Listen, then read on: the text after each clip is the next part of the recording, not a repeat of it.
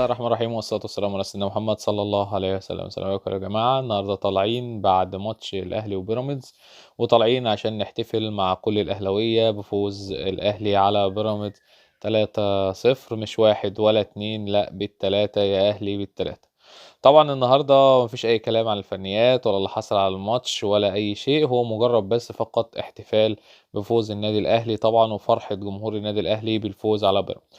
الماتش كان النهارده يا جماعة ماتش جميل، ماتش فيه تنافس بين الفرقتين سواء الأهلي أو بيراميدز، وبصراحة بيراميدز عمل ماتش النهارده حلو، بس في الآخر برضه خد 3.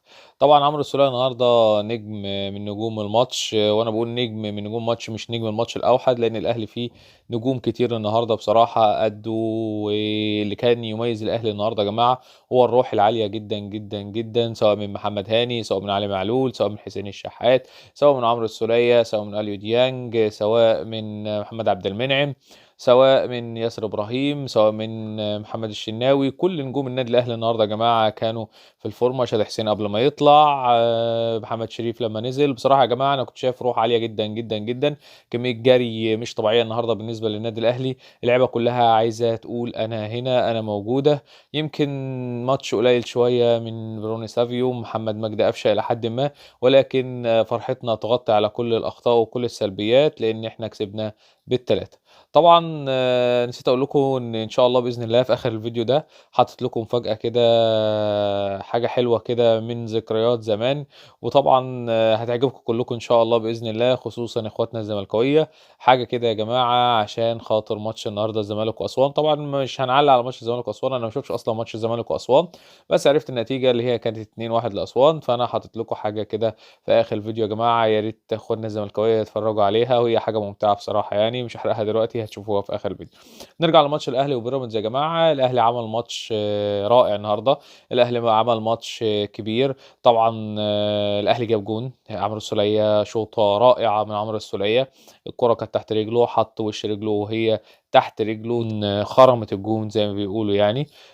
طبعا الاهلي بعد الجون الاول الاهلي كان بيضغط عليه في اول الماتش، بعد كده بدا الاهلي يلعب زون ديفenس وبدا يقفل المناطق الدفاع بتاعته، خصوصا ان بيراميدز نادي كبير ونادي عنده لعيبه كبيره، فكان طبيعي ان الاهلي يعمل ان هو يعمل زون ديفنس عشان يقفل مساحات ويقفل كل ثغرات على بيراميدز، ما يقدرش يستغل هذه الثغرات ويوصل لمحمد الشناوي. ونجح الاهلي في ده فعلا يعني، وخطوره بيراميدز كانت لا تذكر في الماتش ده. طبعا نادي بيراميدز نادي فيه امكانيات كبيره، وطبعا كلنا عارفين ان نادي بيراميدز لما يلاعب الاهلي غير ما يلاعب الزمالك غير ما يلاعب اي فرقه في الدوري، ولكن الاهلي كسب بالثلاثه يا جماعه، مش واحد ولا اتنين، لا 3 اجوان يا جماعه، والثلاثه ما شاء الله عليهم. سواء الجون الاول عمرو السوليه رائع، والجون الثاني هيدر طبعا ركنيه، حسين الشحات عرضيه، هيدر حلو قوي من عمرو السوليه، يعني احمد شناوي ما عملهاش حاجه يعني.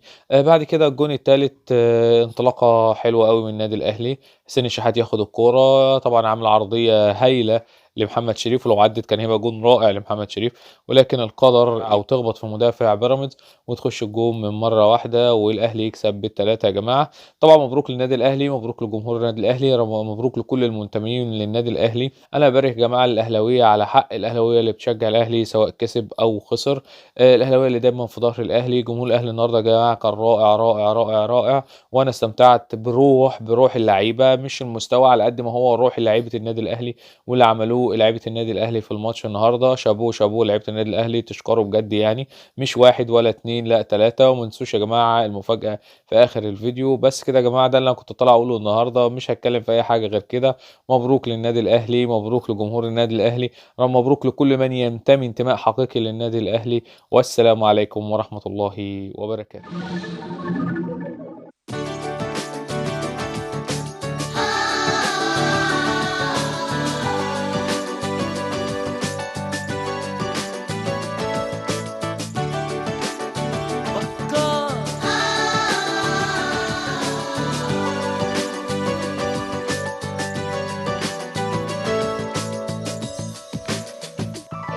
من صور السن وعارف معنى انه من قلبه روحه مصري، والنيل جوا بيسري، تاريخ ارضه وبلاده بيجري جوا دمه.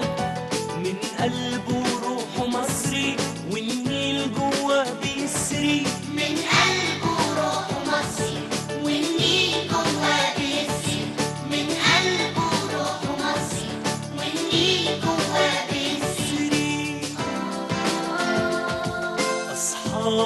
كتير كتير قد وقدهم، طابور الصبح تضرب أجراس تلمهم، أصحابه كتير كتير قد وقدهم، طابور الصبح تضرب أجراس تلمهم، وموسيقى نشيد بلادي بتجري في دمهم.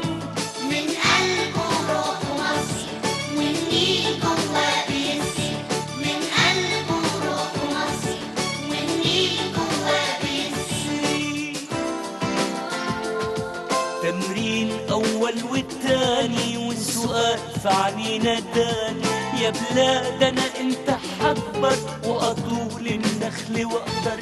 تمرين أول والتاني والسؤال في عنينا تاني، يا بلاد أنا أنت حكبر وأطول النخل وأقدر. وأطف من ورد تشكى وعامل لك عقد مرمر. من قلبه روح مصر بكار والنيل جوا بيسري، من قلبه روح مصر بكار والنيل جوا بيسري.